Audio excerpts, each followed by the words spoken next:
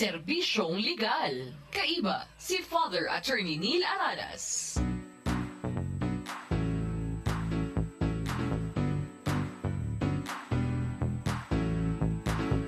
Good morning mga katiwala. Sabado na naman, magkakairibahan kita ngunyan, digdi sa satuyang programang Serbisyong Legal. Kaibahan po nindo ako, si Father Attorney Neil Jose, si Aranas. So mapadagos kita mga katiwala, kan satuyang diskusyon, digdi sa satuyang programa, dikit na recap, kan mga nakaaging Sabado, pinagdiskutir tayo itong mga kasimbagan niya to duman sa mga kahaputan na ipinadaras sa tuya digdi sa satuyang programa sa paagikan sa tuyang Facebook, sa paagikan na mga comments na nababasa niya to asin sa satuyang personal na account na mga nagpapadaranin suggestions, mga hapon, lalong-lalo na kan mga topics, mga issues na gusto po nindang ma-clarify, maaraman, madagdagan, sa indang informasyon, asin kaaraman manunungod sa mga bagay na ini. Kang last Saturday, pinagdiskutir tayo itong anti-hazing law, kung marurumduman po nindo. Itong mga bagong development, digdi sa anti-hazing law, as siring na pinag-diskutir sa tuya kang nakaagi pong Sabado. Asin igwaman kitang saro pang pinagdiskutir manunungod duman sa bago man na development base duman sa kahapotan na pinadara sa tuya kung covered, saklaw ba kang lay ining mga tawong ini na biktima ng pag-aabuso. So magayon na balikan tagirari ito tanganing maklarifikar ta. Tapakatapos kan programa kang nakaaging Sabado, may nagapot sa kuya. May nagsabi na pwede na palan ngaya ang mga kalalakihan na victim of violence na magbeneficiar digdi sa Anti-Vowsy or Vowsy Act. Itong inaapod niya itong Republic Act 9262. Magibo po kita ng klarifikasyon na ito pong bagong development, so bagong jurisprudence or na ipinaluwas kan Supreme Court, ito po, ang covered kay ito, iyuso ama na tinawan man nin diretsyo na mag-file nin kaso on behalf of his abused child. So, in general, man saklaw kang law itong mga kalalakihan. Kundi dahil ta sa kasong pinagdiskutir ta, sarong abusadong ina iyoan kinasuhan kay ning ama on behalf of his abused daughter or child. Nagigibo kita nin dikit na klarifikasyon duman sa pinagdiskutir takang nakaaging Sabado, itong bagong development na pinag-introdusir sa paagi nin sarong jurisprudence or sarong disposition na pinaluwas kang Supreme Court na ining nasasaklawan kay ining RA or Republic Act 9262 or the Vowsy Act, Violence Against Women and Children, bako man in general sa mga lalaki o mga ama. Imbes, saklaw ini kung suama nag-file nin kaso on behalf of his abused child or daughter. Iyon subagong pinaluwas kang Supreme Court that abusive mothers can be offenders also under Vowsy law. Mothers who abuse their children can be offenders under the Anti-Violence Against Women and Their Children.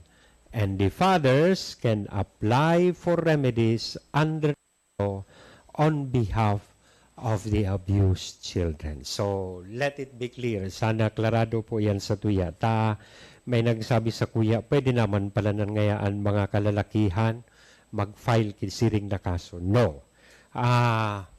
Pwede on behalf kan sa indang mga kaakian. So, kaya, while the Vowsy Act excludes men as victims, this does not mean, sabi kang Korte Suprema, that the law denies the father of its remedies solely because of his gender or the fact that he is not a woman victim of violence. So, ini ang bagong development duman. In fact, duman sa kasong sa tuyang pinagdiskutir, nagpapangadji si ining Natson, sa Natson case, sulalaki, natawan siya, isyuhan nin temporary and protection order laban sa iyang agom.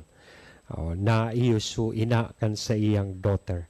Pero at the end of the day, tinawan nga ni siya permanent protection order in favor of the daughter. So, tasabi kan Korte, in citing the Section 9, as in paragraph B, kang Vowsy Act, sabi kang Korte, ining particular na ling ini allows parents or guardians of the offended party to file a petition for protection order.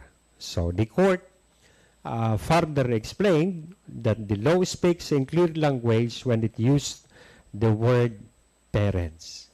Pag sinabing magurang, it pertains to both father and mother. The law did not qualify on who between the parents of the victims may apply for protection orders. So, sana klarado po iyan sa tuya, mga katiwala. Kaya, sinabi, digdi further, itong coverage kaining lay na it covers situations where the mother committed violent and abusive acts against her own child. So, ang common notion ta na ining laying ini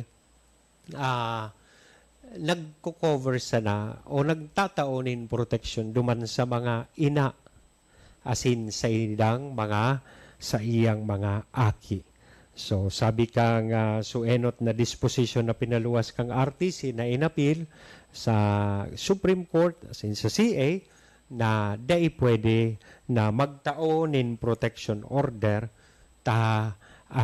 korte dahil ta ining Vowsy law applicable sana sa mga kababaihan asin sa saindang aki nagtataonin proteksyon sa saindang alagad ining bagong development sa Supreme Court nagsabi na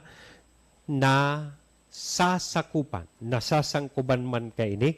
It covers situations where the mother mismo committed violent and abusive acts against her own child. So, tasabi kan Section 3 kaining Vowsy Act, violence against women and children was defined in the law as abusive acts committed by any persons. Ibig sabihin, law, nagamit kay itong inaapod niya gender-neutral word na person as the offender which embraces any person of either sex. So, lalaki man o babae, pwede na makakumitir kaining partikular na transgression na ini laban sa batas manunungod kang Vowsy law. So, ibig sabihin, pinagtawanin doon kan korte na ining siring na kaso dapat na maging giya para sa mga masunod na sitwasyones na kung saan may parehas na predikamento na isinampa o dinara sa sainda na naghahagad nin proteksyon. The court concluded that in issuing its ruling, the court refuses to be an instrument of injustice and mischief perpetuated against vulnerable sectors of the society, such as children victims of violence. Dai tutugutan kang korte na talikdan niya an sa iyang obligasyon na interpretaron ang lay sosog sa sosog in keeping with the cardinal principle that in enacting a statute, the legislature intended right and justice to prevail.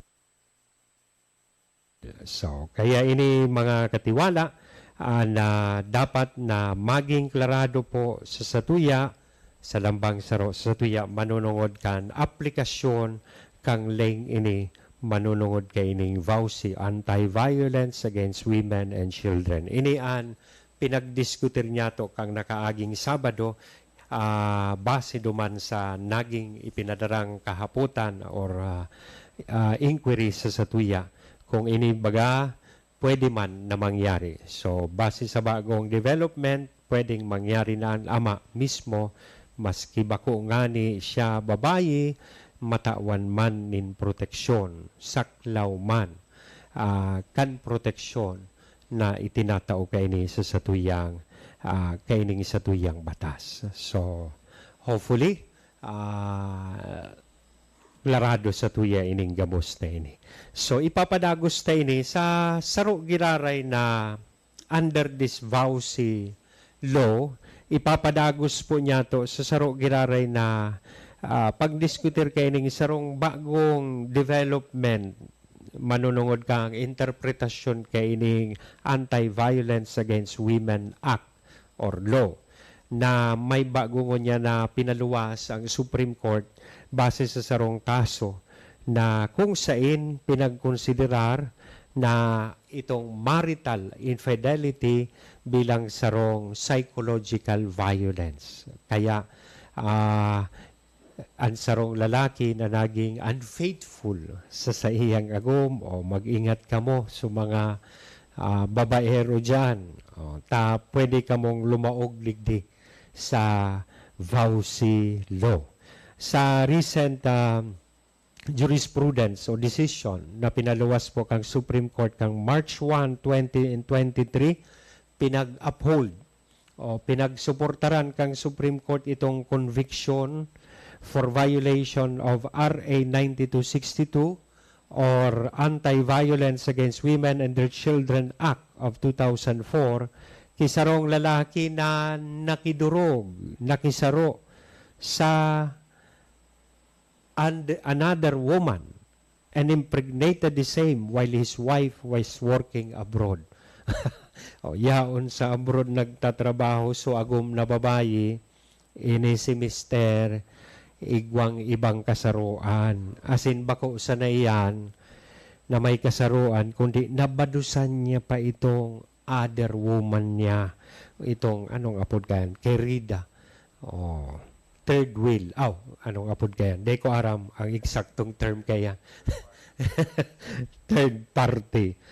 So, kaya, ining bagong ini, March pa sana po, na desisyonan ni kang Supreme Court sa paagi ni Justice Ramon Paul Hernando na kung saan so petisyon na force review on certiorari pinag-deny kay ning korte kan su Korte Suprema na asin pinag-affirm niya itong naging decision kang RTC asin Court of Appeals manunungod sa conviction kay ning lalaki na nagviolar kay ning VAUSI law or Anti-Violence Against Women and Children Act.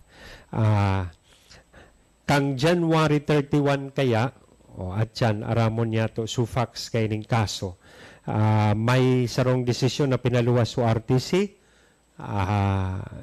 na they found guilty ining lalaking ini na nagviolar kang lay January 31 and nag-appeal ining lalaki pasiring sa Court of Appeals as nagpaluwas man nin sarong decision affirming the same decision kang RTC sa Court of Appeals kang October 18, 2019. So CA kumbinsido tig-affirmar itong conviction ka lalaki.